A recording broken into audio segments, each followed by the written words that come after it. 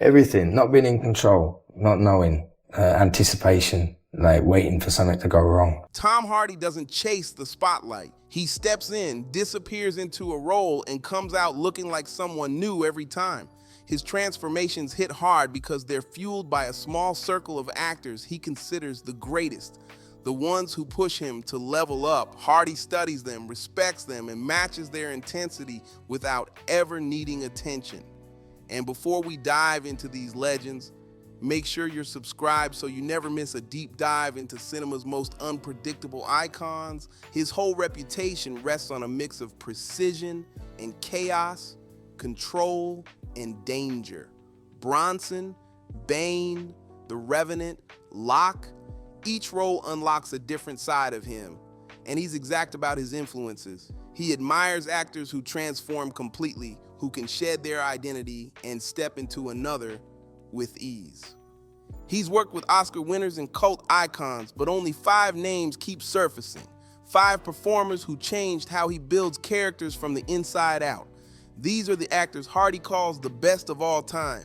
And the final name is the one no one expects. Number 1, Gary Oldman. Tom Hardy doesn't just admire Gary Oldman, he moves around him like he's gravity, like Oldman's presence bends the whole craft in his direction.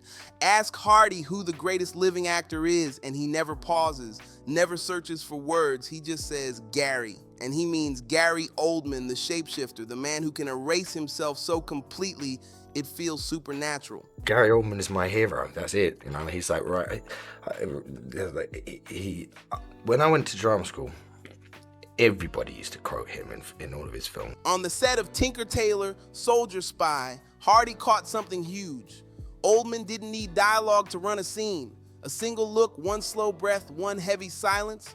That alone could flip the entire atmosphere and make every person in the room freeze up and pay attention. Crew members whispered, he stops being Gary the moment they say action, and he doesn't come back until rap.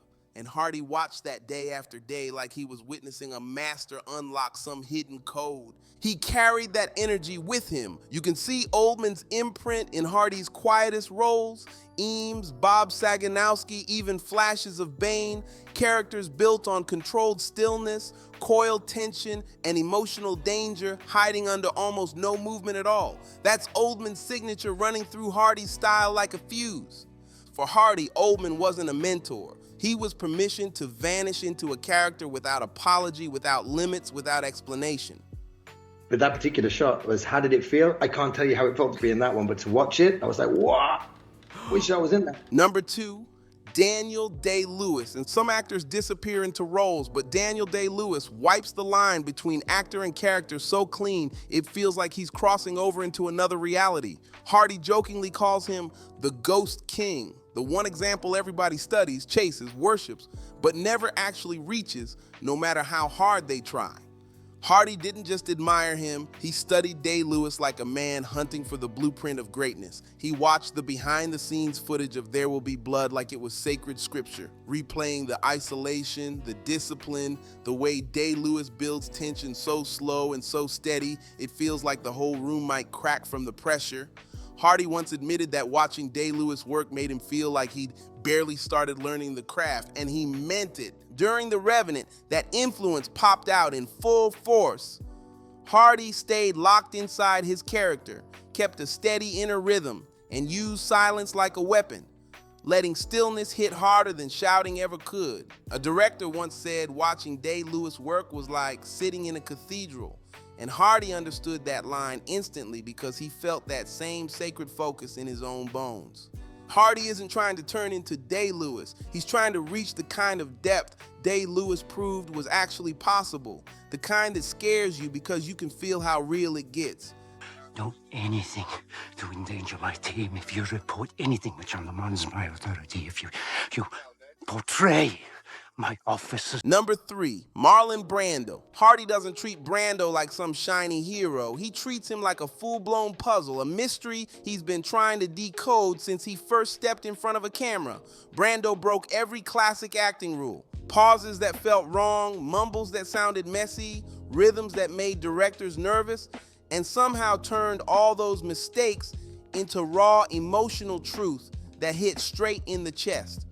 Hardy grew up rewinding on the waterfront, not for the story, but for the tiny micro moves most people miss. A shrug that hides a whole storm, a glance that dodges the truth, a restless hand that says everything without a single line of dialogue. Directors call Hardy's intensity beautiful chaos, and that chaos is Brando's fingerprint stamped right onto his style. Bronson's wild, eccentric energy, Bane's unpredictable cadence, that sense that Hardy might explode or crumble in the same breath, all of that carries Brando's DNA, remixed with Hardy's own volatility and street-sharp instinct for danger. You can see the influence pulsing under every strange rhythm and every offbeat choice he makes. Brando didn't teach actors how to perform. He taught them how to risk, how to step out on the edge with no safety net, and Hardy has been dancing on that edge his entire career, pushing the line every time the camera rolls. Number 4, Robert De Niro. For Hardy, De Niro isn't just an actor, he's a whole coded system, a formula only the brave try to crack. Hardy studies him like he's breaking into a vault, going frame by frame, hunting for the secrets in every shift of weight, every twitch of the jaw, every moment where silence turns into straight-up pressure that hits like a punch. When Hardy first saw Raging Bull, he didn't feel admiration. He felt fear, real fear, because it didn't look like acting to him at all. He once said, "It didn't look like acting. It looked like something taking over him." And that's the exact energy that sent Hardy down his own path of transformation. Both Hardy and De Niro build performances from the body outward. Stance first, voice second, the mind and soul sliding in only after the physical shape is locked in. That's why Mad Max could speak just 63 words in the first hour of Fury Road and still radiate threat, trauma, paranoia, and raw survival energy without saying almost anything. Hardy didn't invent that method. He inherited it, sharpened it, and made it dangerous in his own way. De Niro's influence is the ghost inside every Hardy performance that speaks less but somehow says way more, hitting you before you even realize what he's doing. I cut off his head, stick it on a pike. Raise it high up so all in the streets can see. Jesus.